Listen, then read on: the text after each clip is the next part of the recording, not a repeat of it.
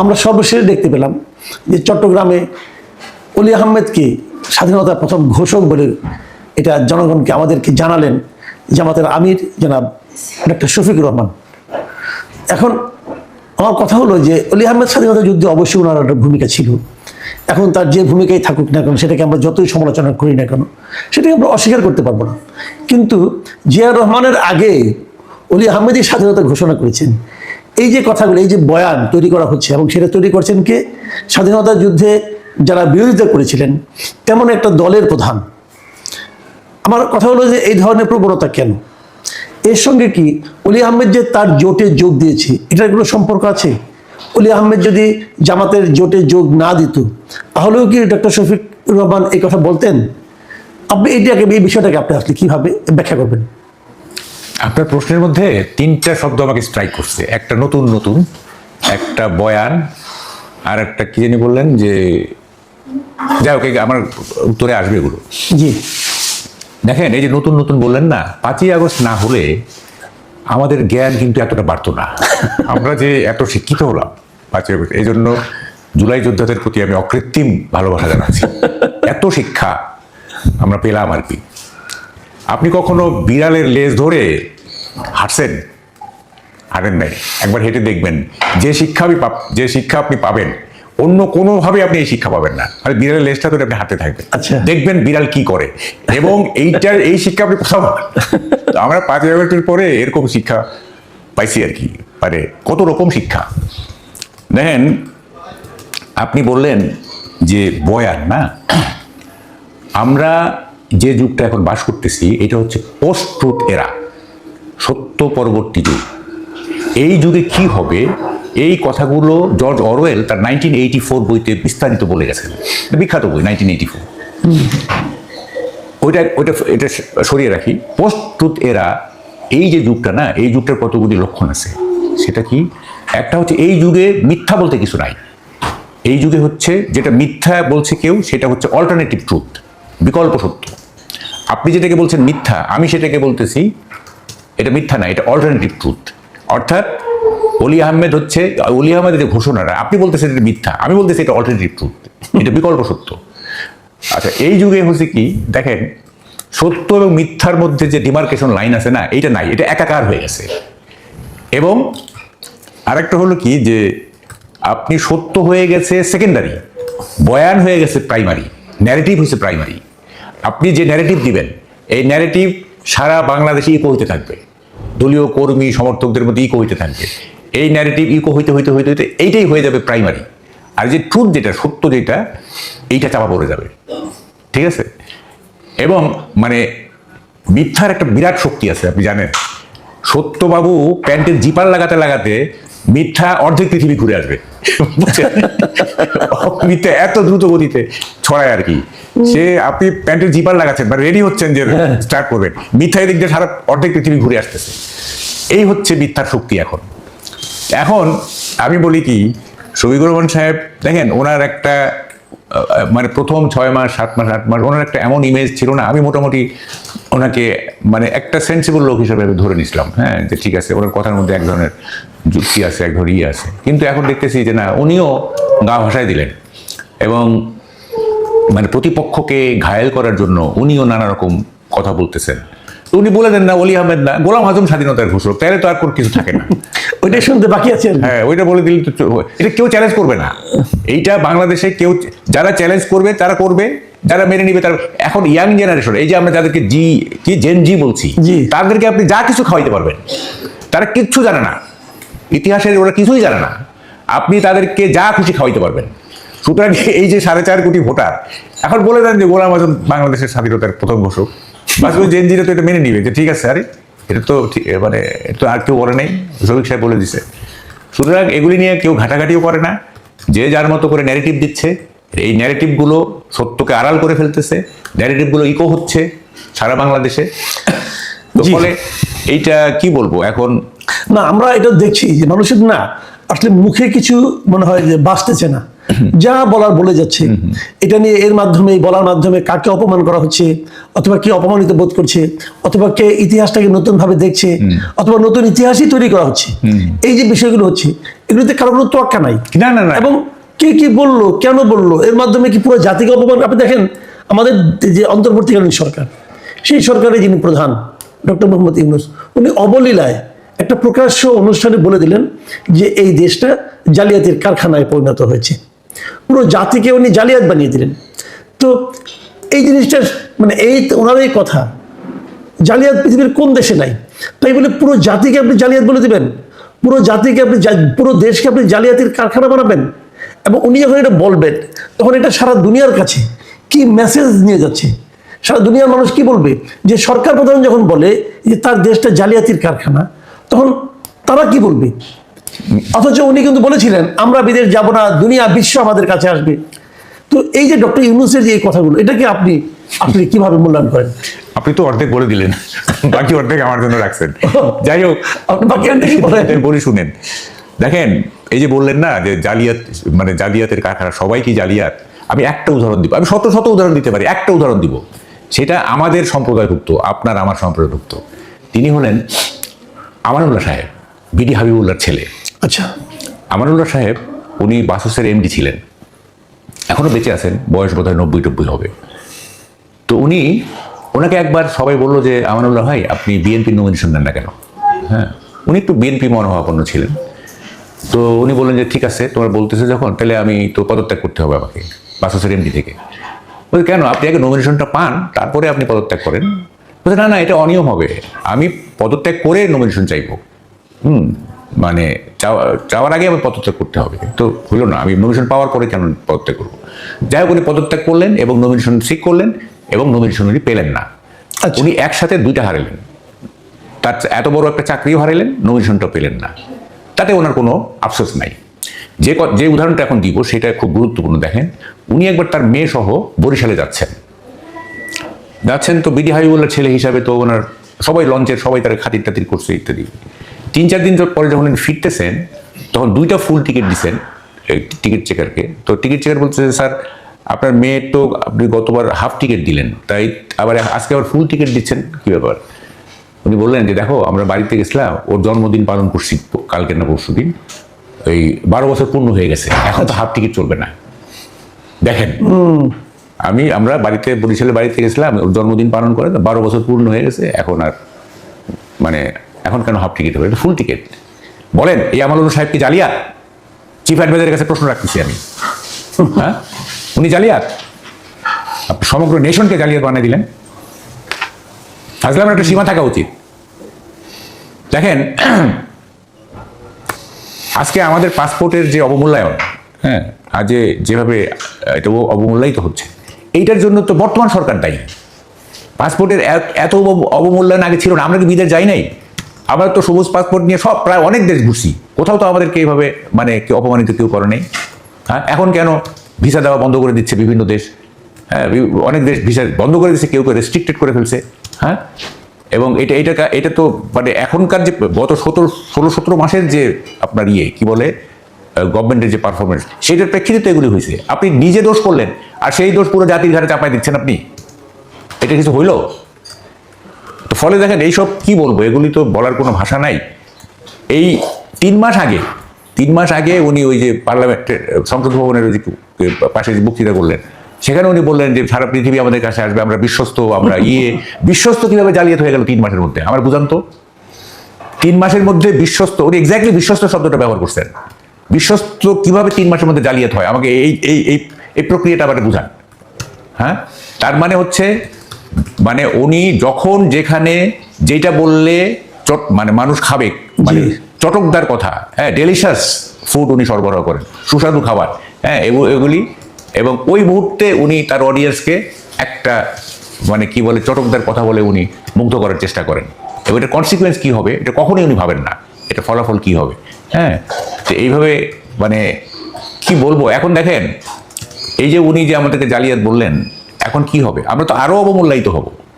এখন তো মোটামুটি একটা ছিল আর কি, সরকার প্রধান বলে দিচ্ছে জালিয়াত, তাহলে এখন কি হবে? এখন তো সবাই বলবে যে তোমাদের government, head of the government তোমাদের জালিয়াত বলতেছে। হ্যাঁ, তাইলে কি দাঁড়ালো, আমাদের শ্রমবাজার সংকুচিত হয়ে যাবে। একদম। হ্যাঁ, আমাদের বিদেশে যাওয়ার যে এই যে ছাত্রছাত্রীরা যে এই যে বিভিন্ন বিশ্ববিদ্যালয়ে ভর্তি হইতে যায় বিভিন্ন দেশে, হ্যাঁ, তো জালিয়াতদেরকে কেন তারা, এখন তো বাংলাদেশের কোনো মানে সার্টিফিকেট, মানে ধরেন ইনস্টিটিউশনাল সার্টিফিকেট আছে না, যে আপনি এই স্কলারশিপের জন্য বা হায়ার এডুকেশনের জন্য সার্টিফিকেট, এই সার্টিফিকেট কোনো মূল্য থাকবে না, নকল করে পাস করছো, তোমরা জালিয়াত। right. নকল করো তো জালিয়াতি। মানে উনি আসলে জাতিটাকে একটা চ্যালেঞ্জের মুখে ফেললো। শ্রমবাজার সংকুচিত হবে, আমাদের শিক্ষার বাজার সংকুচিত, মানে বাইরের শিক্ষা সংকুচিত হয়ে যাবে, আমার সবকিছু সংকুচিত হয়ে যাবে। আচ্ছা, আমি মানে এখন আর বড় প্রশ্ন করবো না। এখন প্রশ্নের মধ্যে যদি অর্ধেক উত্তর থাকে তাহলে তো দর্শক একটু বিরক্ত হতে পারে। না, ঠিক আছে, আমি এখন একদম ছোট প্রশ্ন করছি। বলেন। ডক্টর শফিকুর রহমানের একটা টুইট হ্যান্ডেল, মানে জামাতের আমিরের একটা টুইট হ্যান্ডেল নিয়ে আলোচনা হচ্ছে, এবং সেখানে নারীদেরকে মানে প্রস্টিটিউট হিসাবে আখ্যায়িত করা হয়েছে। এটা নিয়ে অনেক বিতর্ক।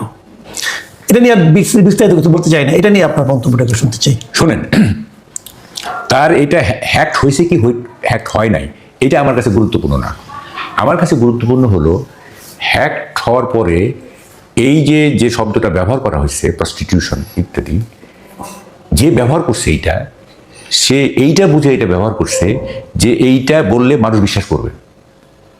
ঠিক আছে, যদি এইটা তারেক রহমানের মানে এক্স হ্যান্ডেল হ্যাক হতো, তাহলে কিন্তু এইগুলো এইভাবে হইতো না, এটা অন্য কথা বলতে হইতো, যেইটা তারেক রহমানের ক্ষেত্রে বিশ্বাসযোগ্য হইতো। দেখেন, আমার বা আপনার যদি মানে ভেরিফাইড পেজ যদি আপনার হ্যাকড হয়, তাহলে কিন্তু এমন কথা বলবে যে কথাটা আপনার ক্ষেত্রে প্রযোজ্য হতে পারে, আমার ক্ষেত্রে মানে ওটা কি বলে, উদ্ভট কিছু কিন্তু বলবে না। তাইলে যে পড়ছে এটা, সে মনে করছে যে এইটা করলে মানুষ বিশ্বাস করলেও করতে পারে। ঠিক আছে, এটা আপনার আমার ক্ষেত্রে এটা করবে না কিন্তু। হ্যাঁ, আমার ক্ষেত্রে আপনার আমার ক্ষেত্রে অন্য কিছু বলবে। যেমন আমি বলি, এটা আপনার এখানে একদিন বলছিলাম, জাপানের এক প্রাইম মিনিস্টার বিরুদ্ধে আপনার দুর্নীতির অভিযোগ উঠলো, তো উনি রিজাইন করলেন। তো বন্ধু বান্ধবরা বললো যে আপনি রিজাইন করছেন, এটা প্রমাণ হয় নাই যে আপনি দুর্নীতি করছেন। তো দেখো, আমি দুর্নীতি করতে পারি এরকম একটা পারসেপশন তৈরি হয়েছে, সুতরাং আমার থাকা চলবে না। করছি কি করছি সেটা পরের ব্যাপার। তো এখন একটা পারসেপশন আছে যে জামাতে ইসলাম নারীদেরকে এইভাবে দেখে, ঠিক আছে, একটা পারসেপশন আছে। সো ওই পারসেপশন অনুযায়ী কিন্তু এই যে এই মানে হ্যাক হওয়ার পরে এটা বলা হচ্ছে আর কি। ঠিক আছে, তার মানে দেখেন, এইটা ব্যাপারটা হচ্ছে যে এই ধারণা মানুষের মধ্যে আছে যে জামাতের আমির এটা বললেও বলতে পারেন, তা না হলে এটা কেন লিখবে, তাই উদ্ভট কিছু লিখতে মানে উনি লেখেন নাই, তাই না? তো এইটা হচ্ছে একটা ব্যাপার। 2 নম্বর কথা হচ্ছে যে দেখেন, নারীদের মানে প্রস্টিটিউট বলা হয়েছে কিনা সেইটা পরের ব্যাপার। হ্যাঁ, ধরেন যে প্রস্টিটিউট বলা হয় নাই, উনি বলেন নাই, বা এটা ধরেন যে হ্যাক হইতেও পারে, এমন হইতে পারে যে ধরেন যে শফিকুর রহমান সাহেবের যে প্রেস টিম আছে তাদের মধ্যে থেকে কেউ এটা করতে পারে। হ্যাঁ, আমরা শুনতেছি যে প্রেস টিমে নাকি নতুন পরিবর্তন হচ্ছে, নাকি নতুন প্রেস টিম হচ্ছে।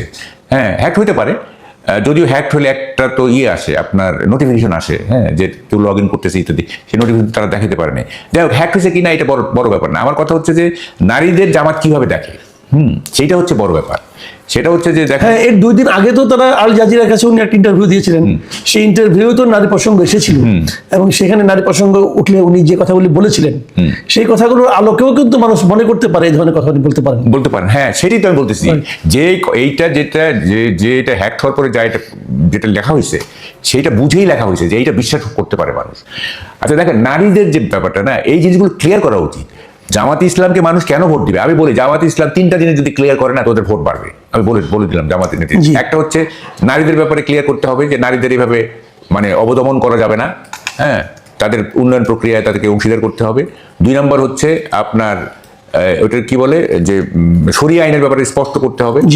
আর 3 নম্বর হচ্ছে 71-এর ব্যাপারে বলতে হবে যে আমাদের পূর্বপুরুষরা কি করছে এটা দায় আমাদের না, তাদের পক্ষ হয়ে আমরা ক্ষমা চাচ্ছি জাতির কাছে। বাস, তাদের অনেক ভোট বাড়বে। তারা কেন উল্টো পথে হাঁটতেছে আমি বুঝলাম না। হ্যাঁ, তারা যদি নির্বাচনে কম্পিট করতেই চায়, এইসব না, এগুলো তো ভোট কমবে।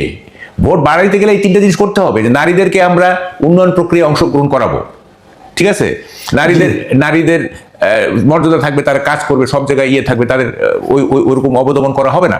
2 নম্বর হচ্ছে যে আপনি শরিয়া আইনের ব্যাপারে বলবে যে না, শরিয়া আমরা আধুনিক যুগের আইনের সাথে করবো। হ্যাঁ, ধর্মের কিছু ব্যাপার আছে, সেগুলো থাকতেই পারে, যেহেতু এটা ইসলাম প্রধান দেশ। আর একটা হচ্ছে 71-এর স্টেট কার্ড।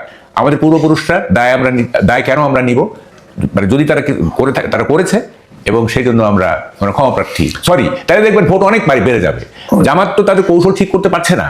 হ্যাঁ, এটা মানে আমি যদি জামাতের আমির হই, আপনি জামাতকে ভালো একটা পরামর্শ দিলেন। হ্যাঁ হ্যাঁ, এরকম কোনো পরামর্শ আপনার কি বিএনপির জন্য আছে নাকি? এটা আরেকদিন হবে, আরেকদিন হবে। আচ্ছা ঠিক আছে, নির্বাচনের আগেই তাহলে বিএনপির জন্য কিছু পরামর্শ দিন, তাহলে বিএনপি ভাববে আপনি জামাতকে হেল্প করছেন। না না, এবার এটা তো আমি কেন বললাম, এইটা তো আমাদের প্রয়োজন এগুলো, তাই না? আমি তো মানে জামাত জিতুক তো এটা আমি চাচ্ছি না, আমি বলতেছি যে এটা পাবলিক ডিসাইড করবে কে ক্ষমতায় আসবে। আচ্ছা, আমরা এবার জামাত বিএনপির বাইরে গিয়ে একটু সরকারের বিষয় নিয়ে একটু কথা বলতে চাই। এটা আমাদের শেষ প্রসঙ্গ, আপনি ছোট করে বলতে পারেন আপনার ইচ্ছা। সেটা হলো গণভোট। গণভোট ইস্যু নিয়ে নানা ধরনের বিতর্ক হচ্ছে। গণভোটের পক্ষে সরকারের প্রচারণা ঠিক কি বেঠিক এটা নিয়ে নির্বাচন কমিশনও নানা কথা বলছেন। যে অপরাধ হয়ে গেছে সে অপরাধের সাজা হবে কিনা সেটা নিয়ে আলোচনা হচ্ছে। আবার কেউ কেউ এমনও বলছেন যে নির্বাচন কমিশন যদি আসলেই স্বাধীন হয়ে থাকে তাহলে নির্বাচন কমিশনের এখন উচিত হবে গণভোট নিয়ে যা যা স্ক্যান্ডাল হয়েছে যাবৎকালে গণভোটটাকেই বন্ধ করে দেওয়া উচিত। যাক, এই ধরনের অনেক কথা হচ্ছে। গণভোট বিতর্ক নিয়ে আপনার মতামত শুনতে চাই। আচ্ছা, আপনি তো এটা একটু বলি, আপনি তো বলেন যে বিএনপির প্রতি আপনার কোনো সাজেশন আছে কিনা। হ্যাঁ, সাজেশন আছে, সাজেশন আছে। সেটা হচ্ছে আপনার ওয়াক ওভার দিয়ে দেন, আপনারা ওয়াক ওভার দিয়ে দেন। কারণ এইবার যারা ক্ষমতায় আসবে, আপনারা আসেন বা জামাত আসেন, তারা কি অকল্পনীয় সমস্যায় পড়বেন সেটা ভাবতে পারতেছেন না। এই যে পে স্কেল দেওয়া হয়েছে, এইটা নতুন সরকার, এই সরকার এটা কোনোভাবে বাস্তবায়ন করতে পারবেন না, আবার এটা বাতিলও করতে পারবেন না। Once declare is declare for মানে হোল, মানে একেবারে সবসময়ের জন্য। তো ফলে অর্থনীতির যে অবস্থা এবং তার উপরে চাপছে এই পে স্কেল, আপনারা দেশ চালাইতে পারবেন না। প্রথম সরকার যে আসুক, বিএনপি আসুক আর জামাত আসুক, এইটার কোনোভাবেই মানে পাবলিকের সন্তুষ্টি অর্জন করতে পারবে না। এবং 3 মাস 6 মাস 1 বছরের মধ্যে এই সরকার অসম্ভব রকম অজনপ্রিয় হয়ে পড়বে এবং পরের বার যিনি আসবেন তাদের একটা ফেয়ার চান্স থাকবে। সুতরাং আমি বিএনপিকে বলবো, জামাতকেও বলবো, আপনারা পরস্পর ওয়াক ওভার দিয়ে দেন যে এবার আমরা জিততে চাই না, কারণ এই লাইবিলিটি আমরা নিব না। তো ওয়াক ওভার কাজে যদি দুইজনই ওয়াক ওভার দেয় তাহলে তো ইউনুস সাহেবের পোয়া উনি থেকে যাবেন। না না, মানে যে ওই যে ফার্স্ট কাম ফার্স্ট সার্ভ, আপনার প্রথমে যে ওয়াক ওভার যে কোনো একটা ওয়াক ওভার দিতে হবে। দিলে হলো কি, মানে সে বেঁচে গেল, যে ওয়াক ওভার দিবে সে কিন্তু বেঁচে গেল। আমরা বুঝতেছি না, তারা বুঝতেছে না যে কোন পরিস্থিতিতে ক্ষমতা নিতে যাচ্ছি। অর্থনীতি থেকে শুরু কইরা, ভূ রাজনীতি থেকে শুরু কইরা, সোশ্যাল মবক্রেসি থেকে শুরু কইরা, সোসাইটির যে একটা বড় ধরনের চেঞ্জ হয়ে গেছে, এইটা ট্যাকেল করা মানে অসম্ভব একটা ব্যাপার হয়ে যাবে। ফলে ওই গভর্নমেন্ট, যে গভর্নমেন্ট আসতেছে 12 তারিখে নির্বাচনে, সেই গভর্নমেন্ট 6 মাসের মধ্যে আনপপুলার হয়ে যাবে। আপনি লিখে রাখতে পারেন, চরম আনপপুলার হয়ে যাবে। তখন আর একটা আন্দোলন হবে যে এইখান থেকে কিভাবে মুক্তি আসে, তখন যারা ওয়াক ওভার দিবে তাদের একটা সুবিধা হবে। আচ্ছা, এখন গণভোটের কথা বলি। দেখেন, আমি কালকে কোথায় জানি বলতেছিলাম যে রাজা কখনো ভিক্ষুকের চোখ দিয়ে তার রাজ্য দেখতে পারে না।